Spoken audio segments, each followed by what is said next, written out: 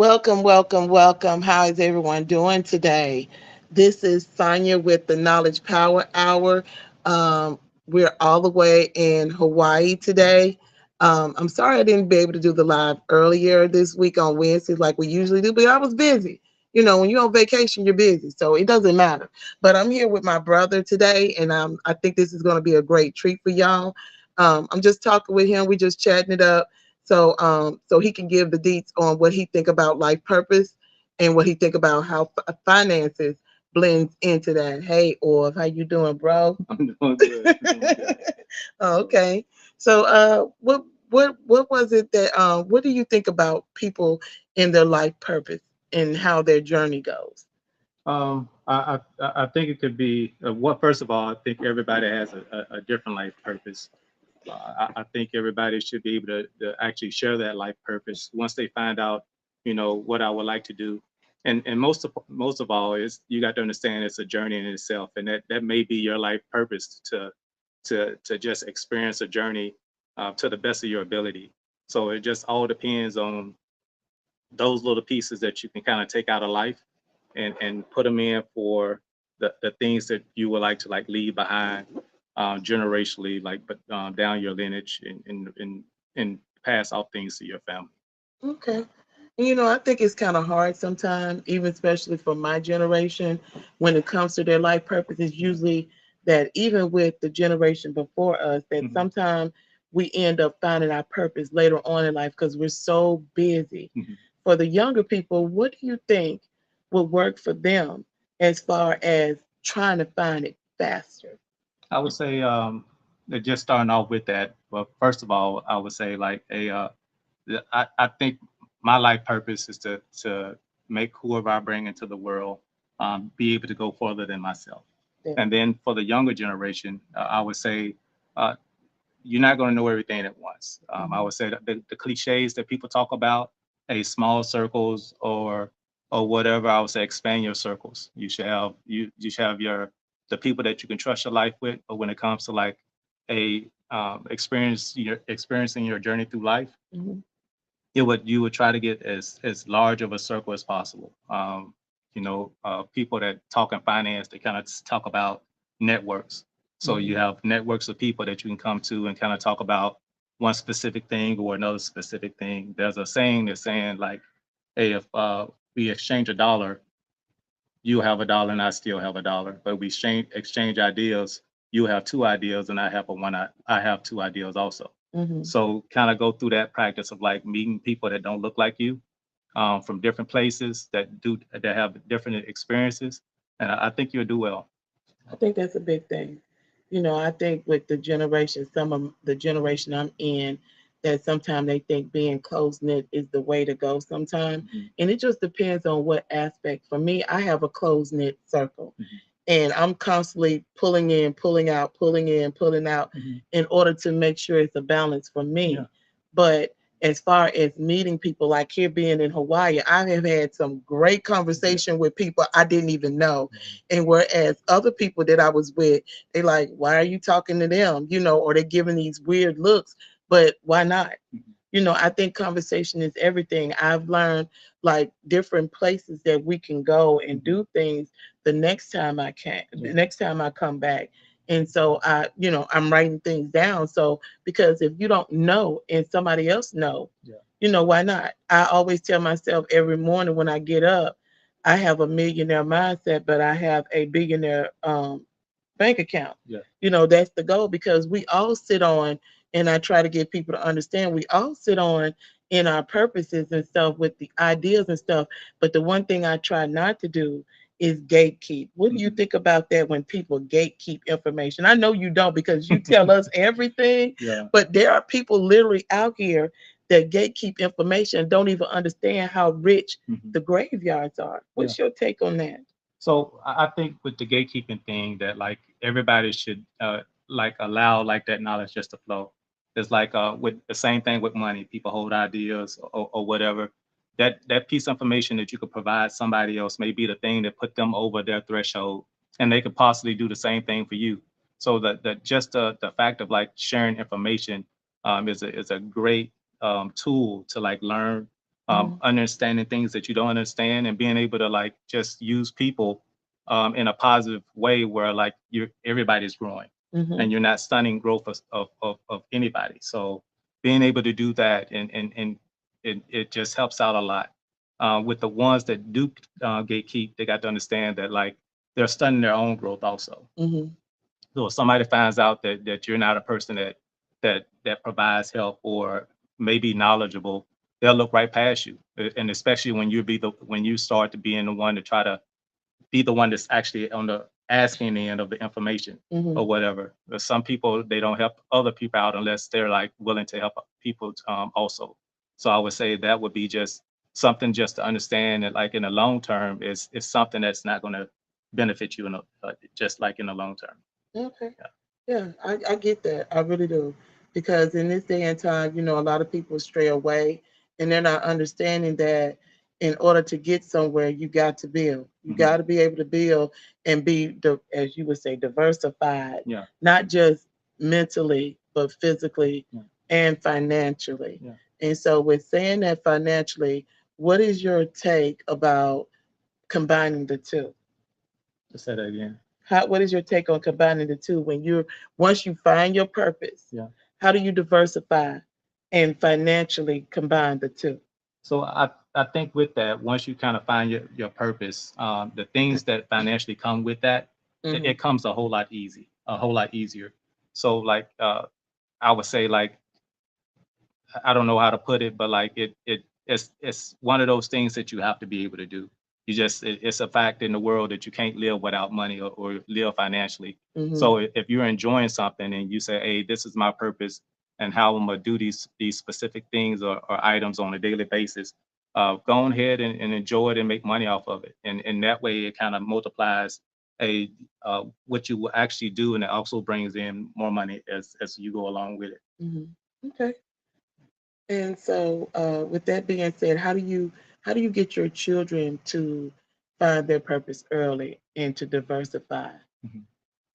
So with them, it's a I little know bit it's a different. different. I Yeah. know. So with the kids, it's a direct approach. It's about talking to them every day, just understanding what their interests are, what they like, and then just feeding and supporting any type of idea, or whatever, and not limited them to a this is I wasn't able to do this. So that doesn't mean that you can't. That means that you can't do it. Never limit them to like what they think they can do, because like the kids these days, they're much smarter. They're growing up way faster than we were, and they have whole lot more access to information than we ever did. Correct. So with that, especially how everything is right now, they need that like positivity to like be able to do that. And as you see, at this point in time, you see the largest group of entrepreneurs, kids that are finding their life purpose, making money out of it, and combining the two, and actually doing like what they like. It's kind of like like years ago, let's say about a few years ago, maybe like 10 years ago, uh, people get made fun of like playing video games. Yeah. And then they start streaming online, and people start making millions and millions of dollars And just based off competing. and competing. And so now that whole thing just based off a kid's idea has grown into a niche market where like it's called like e-gaming. So somebody took that specific passion, found their purpose, monetized it, and now it's like something that's like you can't deny. It's all over the world. Everybody's doing it.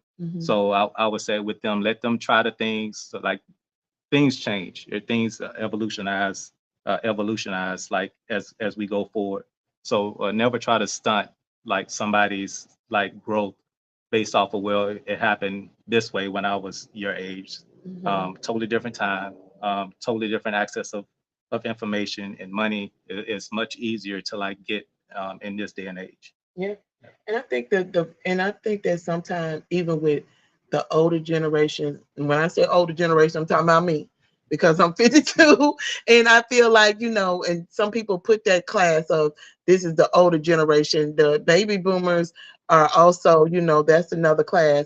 But I feel like that we stunt our growth. A lot of us stunt our growth because they're not willing to take risks. Yeah. Like I was talking about the different chakras, and right now my thing is, with the root chakra that set the foundation. I keep telling people, in the African culture that talks about root chakra, I mean the chakras and stuff, Mhm. in the root is fear. Mhm. When you set in the foundation and you fear, you can't step out. Exactly. And a lot of people don't understand that. And and because of the religion and everything, they don't even know how stagnated they are. Mhm. And and I need another way. I'm just asking. I feel like I need another way to try to reach out Mhm. in order for them to understand it, because there's so many people that ask me, or say to me, I wish I could do what you're doing, or I wish that I can build my business the way I want to get out here and do and stuff. But I think it's a lot of self-doubt, Mhm. self-talk, which comes with other chakra parts that's, to the level. But like I told them, if you don't cleanse those blockage, Mhm. you can't get nowhere. The root is fear. The sacra is guilt. And then in the solar plex, it's shame. Mhm. And when you're going on up, and I just stopped there today with that part, because I want people to understand that if you don't start with you, where do you think you're going? Yeah. What I, do I would say like first, you, just understand yourself. The biggest thing we all know a little bit of what our strengths are, but you would be surprised what you're actually able to do if you can step beyond saying, "Hey, I'm scared to do this or scared to do that," and just move out on what you're trying to do. Mhm. You can look at like in any type of situation. Uh, uh, as soon as you start doing things and getting practice at it, everybody has to start off as a novice, Mhm. a novice. Yeah. So like everybody has to start off as a beginner in anything. It doesn't matter. And everybody that you see that's doing well or like at the highest of their profession, all of them, no matter who it is, started off at the very bottom. Yeah. Started at the very beginner level. So Mhm. that's one thing people have to get over. Like, don't worry about what people are going to talk about, what they're going to say behind your back, because the ones that are like actually cheering for you right now are the same ones that kind of doubted you before. And it's not like that's just how people's nature is right now. So you got to just move out and do it, and just say, hey, if you mess up, you learn from it. Mhm. And the more you learn, the better you get at it. It's kind of like shooting a basketball or even bowling or whatever. You like, the more you do it, the actual better you become at it. And then once people start like, you're real good, and then Mhm. that's when you start seeing people start trying to support your vision and everything. But you have to do it on your own first. Scripture says, faith without works are dead. So Mhm. that means as much that I'm going to stand up from this chair or whatever until I make my mind up to do it, I won't never move. Correct. So you could believe all you want to. It's a two-part action. You have to have both of those components. And so I would say, don't worry about what people are going to say. People are going to talk about you anyway. So just Mhm. do what you need to do with a smile and Right. and just going about with it. Because after a while, they'd be like, oh, this person's for real. And then all of a sudden, they'll see that you're serious.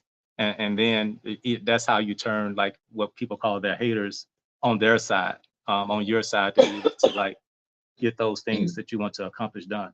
Mhm. So I think that's the way you look at it. I mean, the fear is that's like something that's naturally going to happen, but like I don't think anybody that tried to accomplish anything never had any type of fear. So it's just a natural instinct that you have to overcome. Mhm. Yeah.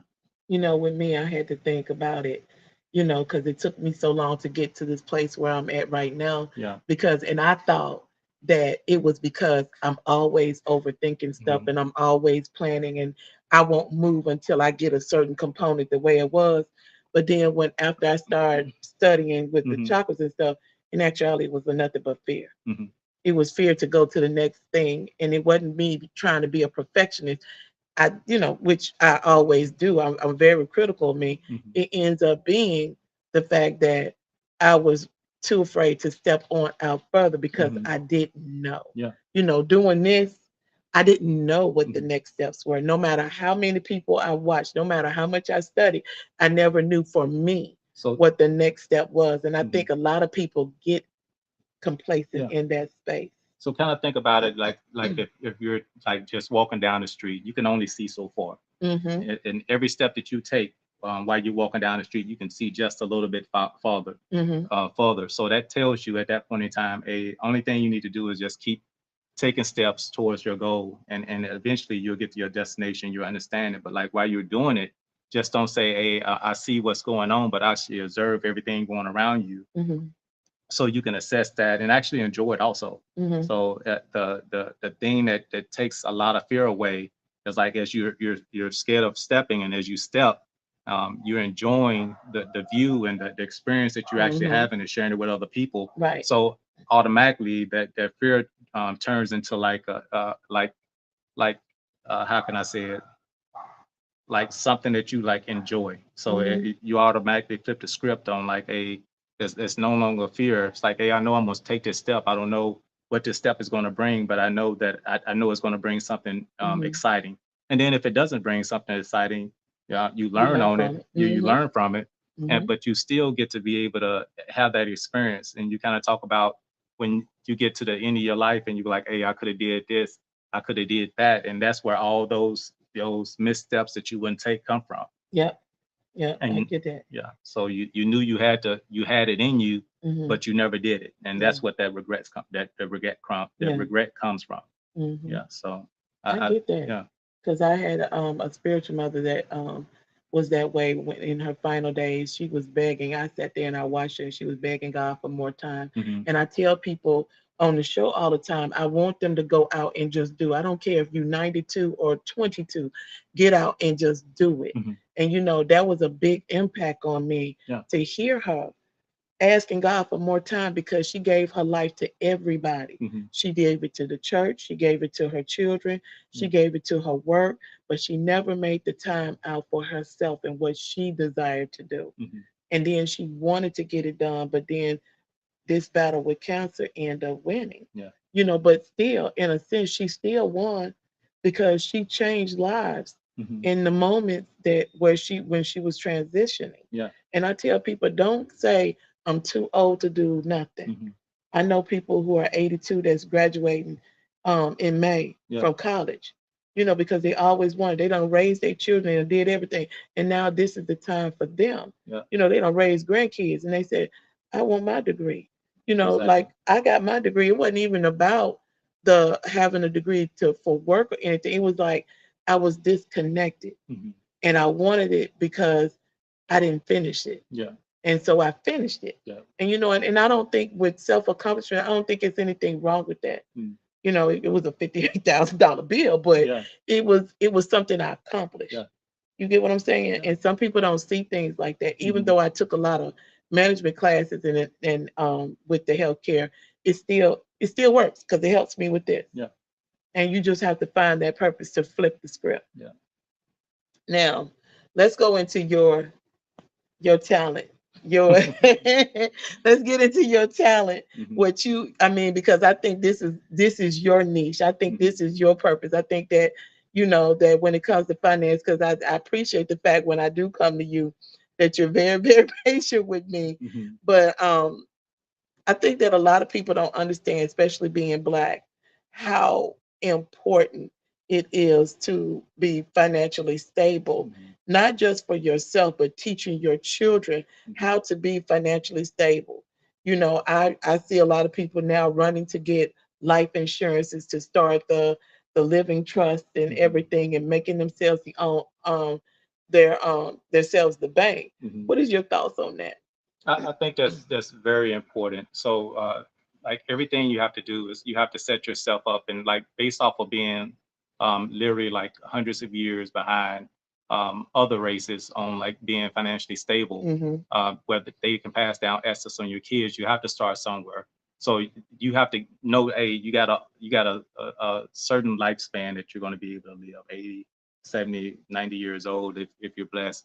So within that time period, you're talking about you get grown, you probably have like 10 years where you like, hey, I'm just living my life as the 20s. And when you're in your 20s and 30s, you start like realizing, hey, I need to do this. So in reality, you have like maybe 40 years to kind of set your family up, um, just as well as somebody that's already had like 3, 4 generations Mm-hmm. of like prep time. So like number one, the life insurance is a big deal. Mm-hmm. So like just being able to set something behind like when with your family. So if you pass, they don't have to go through the financial hardships and get set back Mm-hmm. based off of the expenses that you were covering.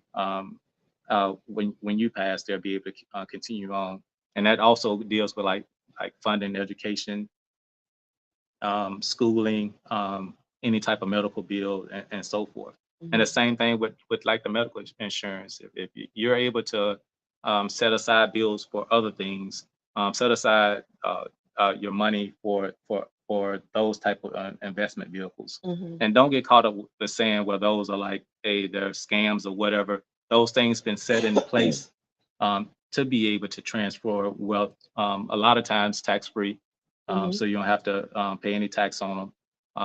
And it sets your family up in the best possible way to like continue on, not just doing that same thing for like the next generation, but finding the next like important thing to like invest in. Maybe, hey, the first thing is like in life insurance. I know I'm not going to be able to buy all my kids' houses or whatever based off my income, but if I pass, just life insurance will be able to take care of that for them, so they'll have a place to stay. It's getting very hard now based off of how the housing prices has risen, and then also with the interest rates, it's going to get to the point where people are just going to be satisfied with just renting because based off the price, you're basically paying like for say if you buy like a $400,000 house, you're paying the same right now for a $400,000 house that you did like maybe 2, 3 years ago as buying like a $200,000 house right now. Mm-hmm.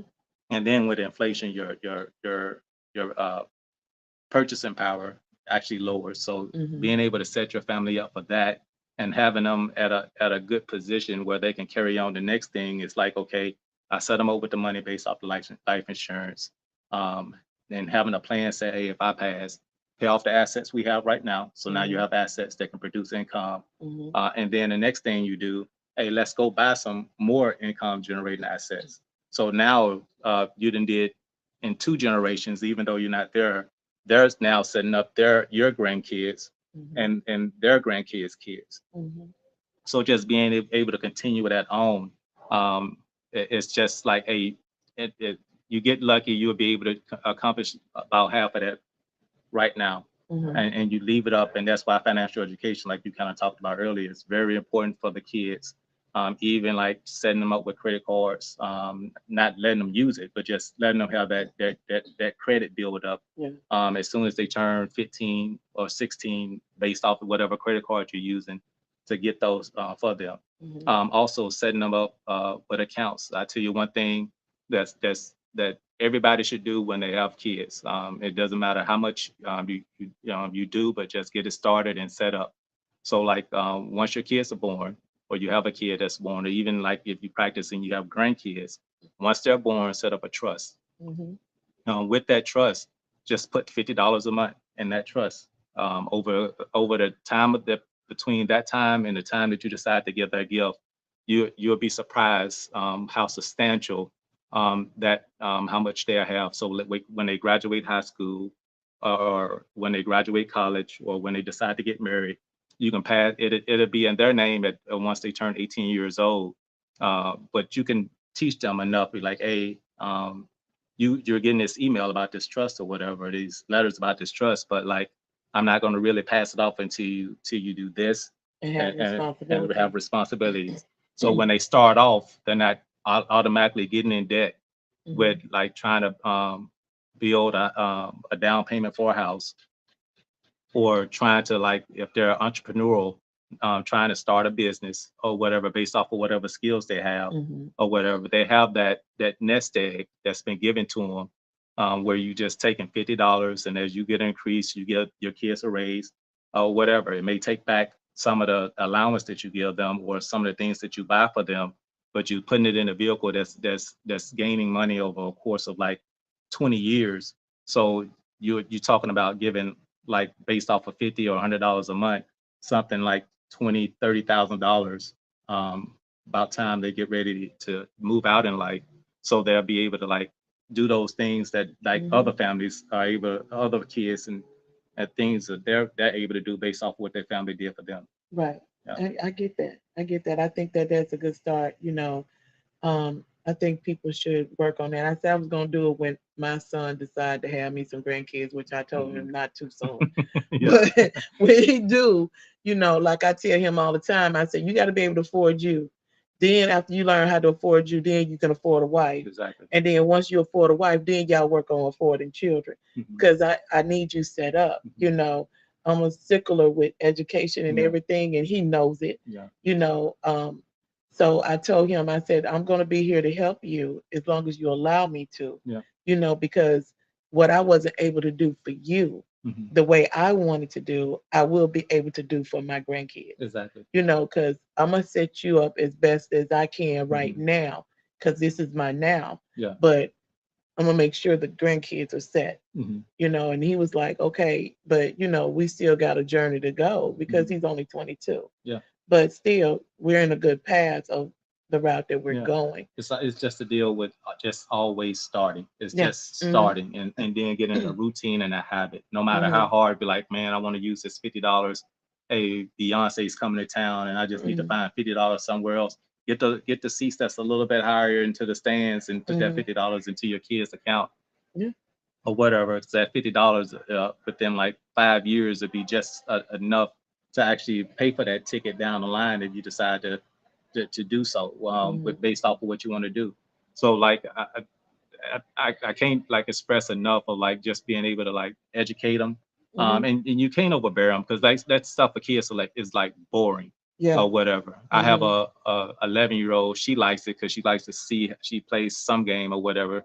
Like she like to see her making herself money, and everything. And like the other one, she likes to like just get the money. She'll save it a little bit. Then, hey, kids, they're gonna want to spend money or whatever. So, but We know. so them being able to hold on to money is kind of hard. But if you set up them an account and just show them, and now is like probably the best time to kind of start the markets down. Mm-hmm. Everybody expecting the market to go up within the next year or two, so they can actually see, hey, this is how money works. You put it in there and like and just watch it grow Mm-hmm. and just show it's ebbs and flows based off of what's going on, and so they can understand based off of understanding stocks.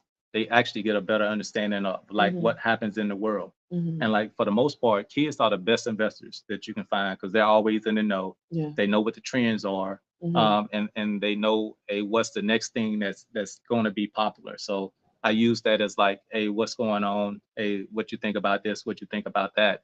And they haven't been wrong on like hardly anything when it comes to like, a this I like Dave and Buster's better than Disney. Mm-hmm. A get Dave and Buster stock. A Disney it costs too much or whatever. You don't want to spend any money at Disney, but you'll spend more money at Dave and Buster's type of thing. Mm-hmm. Or like a why? What about Nike? Well, I like Nike. It's okay, but I like the Skechers, or I like On Cloud is another one or whatever. They tell you what everybody else is doing because they're like the parents spend the most money on their kids Yeah. based off of what the kids like. Mm-hmm. So that's where all the money's going to Mm-hmm. right now. So if you could take it in that perspective, um, they can help themselves, and they'll be the reason why like their income, not their income, but their investment has grown so much through the year because like they can actually provide you because they're on TikTok, they're receiving all the ads. If I could like, if there was a Shein stock right now, I would like buy I Shein would so buy it. because I so buy it. that's all she She talk is about. Timu. Timu, yeah. So I like, just I became an affiliate with Timu. They mhm, send me free stuff, and yeah, and I'm like, keep working with me, keep yeah. working with me. So anything those kids like into and they talk about or whatever, like I would say like invest it and then watch them and then show them, hey, this is what you want to spend with Timu this month Mm-hmm. or whatever. Don't have to be Timu. I don't think Timu has a stock, Mm-mm, but not like, yet. hey, I use Nike as an example. You want to spend money on these shoes or whatever, Mm-hmm. and then over the hey, it's this instead of paying $150 or $140 for these new Jordans, then like 2 years later of doing that every time you want to do it, you can buy like maybe like you know 300 pairs or whatever based off of like the price of it going up. Yeah.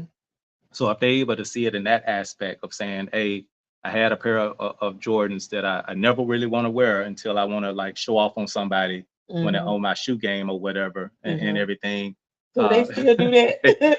they Kids they still. do it, or they don't want to get those creases in their shoes or whatever. Uh-huh. I see these kids, they walk around with like sandals and not sandals, what they call it, Them flip flops or or whatever, those what they call them? Crocs or whatever. Crocs. Yeah, Crocs. Another thing, they wear they you start seeing kids wearing a whole lot of Crocs or whatever, back Crocs, but like they'll do that versus like putting a crease in their sneaker or whatever. So like if there's a resale market for those things, maybe okay, instead of buying the stock, hey, if you're gonna buy this pair of Jordans or this actual shoe, Mm-hmm. just hold it. Make sure you don't make it crinkle or whatever, Mm-hmm.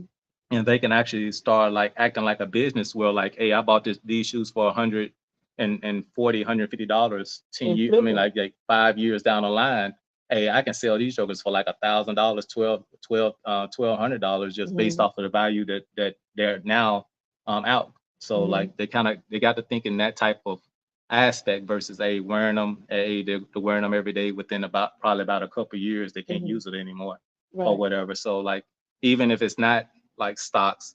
I had a conversation with a gentleman, and I was like, "Well, nobody's going to buy shoes." This was back in 2017. Nobody Mm-hmm. like reselling these shoes and everything. And he knew about a whole like $1 billion industry that I haven't even like looked at of people like buying shoes and Mm-hmm. then going and reselling them.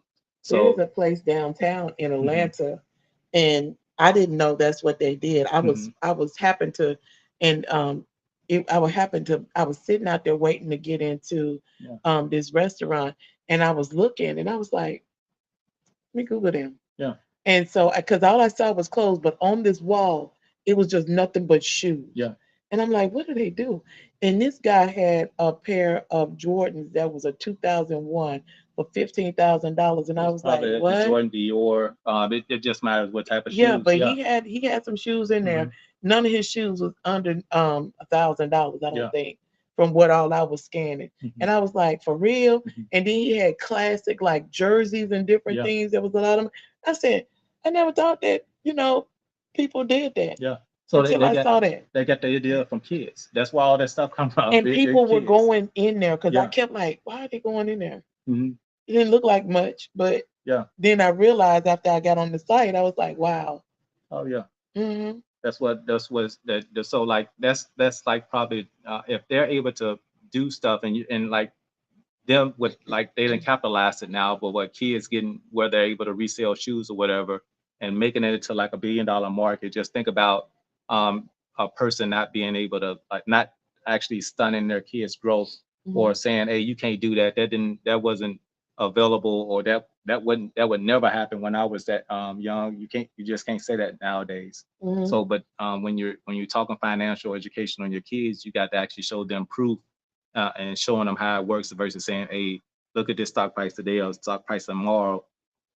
Invest a little bit. It don't have to be like $100, $50 or whatever, Hmm. based off of how you open up the account. But Hmm. then just show them how it works, and then they'd be like, "Hey, I wonder what made that price go up, or what made that price go down, or whatever." So now they're understanding not just how the stock market works; they're understanding how the world works in general, and Hmm. how the world reacts on news. Once they understand, okay, this is happening, or whatever. So like based off of that, and they learn way quicker than we do. So like they'll understand it and catch it just like that. Right. So it'll be like one of those things. They'll catch it and they'll just, okay, dad, I got this. You don't have to, or Hmm. mom, hey, I got this. You don't even have to worry about like, hey, what are you doing right now? Instead of buying this. Well, mom, I didn't buy any Starbucks today. I just wanted to put some money in Starbucks. So I use like M1 where you can like use a dollar amount versus buying the whole stock or Hmm.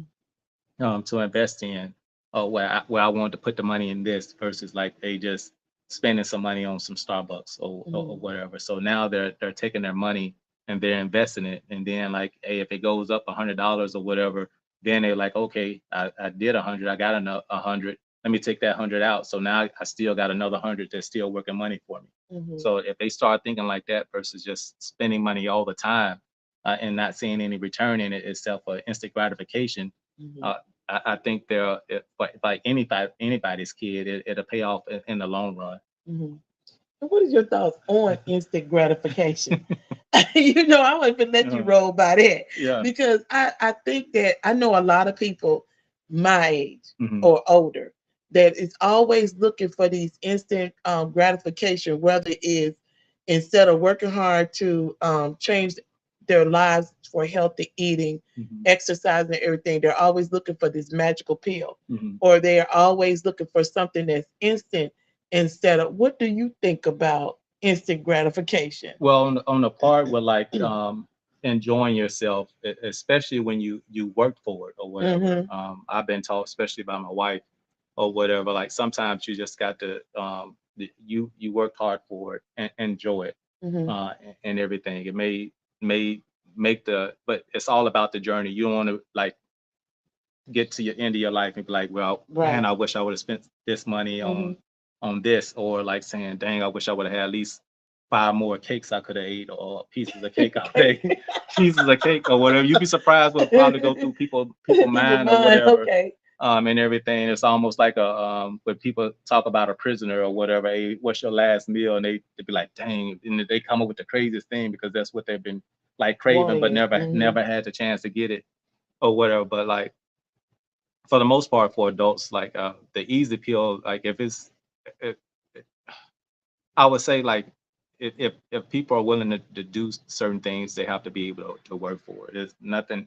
I'm not gonna say everything is supposed to be hard, but there's some type of effort that you're gonna have to put into it to, Mm-hmm. and then the effort when you put the effort into it, you feel a whole lot better Mm-hmm. about what you receive from it or whatever. No matter how slow it is or whatever, it feels just a little bit better when you know that you did it on your own versus like somebody helping you or and everything. So that instant gratification ain't nothing but the dopamine telling you, oh man, this is good, but like it wears off Yeah. and everything. So like, but with the thing when it comes like to money or whatever, you earn to take the time sometimes just to enjoy yourself, like go Mm-hmm. take a trip like you did, Yeah. or hey, I just need to get away for the weekend, so I'm gonna have like a staycation instead of staying in the house. I'm just gonna go to the hotel Mm-hmm. or whatever, or even to like to the point of like hey, it's just a movie or whatever. Those type of Mm-hmm. things, or like, hey, if you're dieting or whatever, it's as long as you're doing 90% or 85% of what you're supposed to be doing, Mm-hmm. it's okay to that 15% you have like your little cheat meal or a I want to do this or whatever, because ultimately the habit is like you're doing more of what you're supposed to do versus what you're not supposed to do, and Right. that's the ultimate goal. The same thing when it comes to money, um, diet and exercise, um, having good days versus bad days or whatever, and like it's just I think that's just the way it is. So like Okay. if and then with kids, they got to understand like, hey, sometimes it's just work better to just be patient, and that's what the instant the ideal lesson of them not trying to get instant gratification out of everything is just the value of patience, because like when they get older and things don't work out, they Mm-hmm. understand, okay, maybe I just need to be a little bit patient, work a little bit harder, and then I can reach my goal. Mm-hmm. So I think that's from two standpoints, from the grown-ups and then for the kids. Mm-hmm. Yeah, so Have you ever thought about doing any of the money challenges that we see, like on TikTok or anywhere, with the kids, or even for yourself? Like, mhm, there's one. I got a group of people that they're waiting. They're stoked for it. It's to raise $10,000 in a year, mhm, and you go like for the first 5 months you do $100 a month, mhm, and then the next month you double that. yeah, You have to after those so many months, and then you keep going and you triple it up yeah. every time until you get, and then once you calculate it out, it comes to 10,000. I think any type of challenge where it pushes you to do something that you're not familiar with, Mm-hmm. I think it's worth it. For myself, I like for budget wise, I'm like out like 4 or 5 years right now. I'm Mm-hmm. counting money that I'm not expecting to come in right now Mm-hmm. as part of a budget or financial Forecast. plan forecast, and say I'm Mm-hmm. gonna have this, I'm gonna have that, I'm gonna be able to invest this or invest that. So like I have a spreadsheet, and I got a 2023, 24, 24, 25, based off of my wife's retirement, what we expect, and if it sways left or right, at least I've set a goal and I can meet that. So I Mm-hmm. would say that's my challenge of like being able to meet that or whatever. Mm-hmm. So for people that's doing that, I think it's always worth it, because once you do it and you see the results, then you actually know that you can do it again. And Mm-hmm. like maybe when you did the $10,000, you're like, man, that was like way too low. So like now I'm able to do it where I can get like a much bigger target, Mm-hmm. and make it and actually work to actually hit that target. So Right. I think Mm-hmm. those things are like very one, motivational. They teach you a lot about yourself, that you can correct along the way, and Mm-hmm. showing where your strengths and weaknesses are and the things that you need to change. And then number three is it gives you a whole lot of patience, but it also is kind of excited. It makes you excited to like actually see you actually doing what you set out to do. Mm-hmm. Yeah. So. Yeah. I think I like that idea of the forecast because I always ask people, like, especially when they come, I said, so what's your plan? Hmm. And a lot of people don't plan. And I tell them, don't plan to fail. You got to write it out. You Yeah. got to have a plan. So I think that that's something that should be a challenge Yeah. to challenge people to learn how to do a forecast, especially for 5 years. Hmm. Because why not? Yeah. I think it's a great thing. Exactly. So you kind of you can break it down in several ways. So like with the planning, and you can say, hey, this is my 5 year goal. Hmm. So with my 5 year goal, um, and then you break it down. It's like, hey, what do I need to do every year to meet this 5 year goal? Hmm. Then based off of every year, what do I need to do every month to meet this yearly goal? Hmm. And then for every month, what do I need to do every week to hit this monthly goal? Hmm. And then for every month, what do I need to do? I mean, what do I need to do every week? And then from there, every day. Hmm. And that way you done already built your plan from what you need to do every day to every week to every month Hmm. to to every to every year up until that 5 year mark. Hmm. So that's the quickest way I will believe that you can actually build out that plan, and you just break it down in sections or whatever.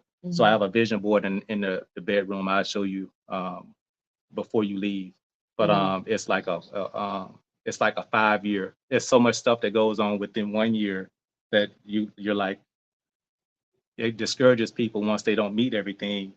So they're doing the same thing over and over again, spread it out in a distance of time, and just start knocking off targets. Hmm. And then that way you don't overwhelm yourself, Hmm. and then you start seeing progress because like, hey, I knocked off this, so um, now I can go to this or whatever. One goal that you may think it may take a year, it may take 2 years for you to do it. Hmm. So that way you don't get discouraged. And then when it comes down to like putting your goals down, you don't have to like say, okay, no, I failed at that, so I'm not going to put that on there again. Hmm. So you give yourself time and give yourself grace based off your lessons learned. I'm not going to say failures. I would say lessons Yeah, that's learned lesson learned. to move forward. So Hmm. like on the thing, you'll see it said 2021 to 2025 Hmm. or whatever. So like half of them on there I haven't even met yet, but I know at some point in time I'm going to hit them Yeah. and everything. And I think everybody should be able to do that. I know I'm my biggest self critic, you're yours, but like understanding like and being with your own biggest critic, you have to give yourself grace and give yourself lenience because like you just don't know what you don't know. And Hmm. and the other thing is, and if you're actually doing it and then you meet somebody and you have that conversation, we kind of talked about networks earlier Yeah. and everything, they may just be that person that gives you that little piece Hmm. where you was like at 85 and you need another 15%. They give you that next 15% that actually put you over the hump. Hmm. So kind of think about that in the aspects of planning, any type of planning, financial planning, family planning, or whatever. So that way you can actually see it, and writing down is like a reinforcement of like, hey, what you need to do. It's something that you need to see like exactly every day. Yeah. So it Hmm. kind of just reminds you, even though you didn't touch on anything that day, you know, hey, sooner or later I have to do it because it's right there, unless you just tear it down or whatever. Right. But like it's holding you accountable and Exactly. everything. So Hmm. uh, I get that. I mhm. get that. Everybody, I wish I could sit out here and we could talk all night long. It is now 8:32 our time in Hawaii. And I know some of y'all are up. Um, and I'm glad that you're here. So but we gotta go. We do, we gotta go. I'm sorry. But like I always tell you on the Knowledge Power Hour, You don't want to walk away with knowledge to die. You want it to live. So don't don't get hold of knowledge and don't use it. You got it. In order for it to be power, you have to use it. It's the only way. But before I send y'all on your way, or if there's any other thing you want to tell everybody. I would just say just keep going and doing what you need to do. Be the example that you didn't have, um, and everything else will work out. That's all I have. Yeah. Okay, yeah, that's great enough. So understand that, and like I always tell you, even with, at this table, respect will always be served. And I'm gonna bid y'all good night. We'll be back on our regular time because I'll be home by then. So, um, but I just wanted to make sure I did a live while I was here, and I know y'all are asleep, but that's good because then when those who wake up, you can hit replay and you can say you saw this. Okay, this was just talking with or my brother, and it was a delightful evening. So y'all, like I said, come back next week Wednesday. I have some other deets that's coming out. So I'll see y'all then. All right, see y'all later.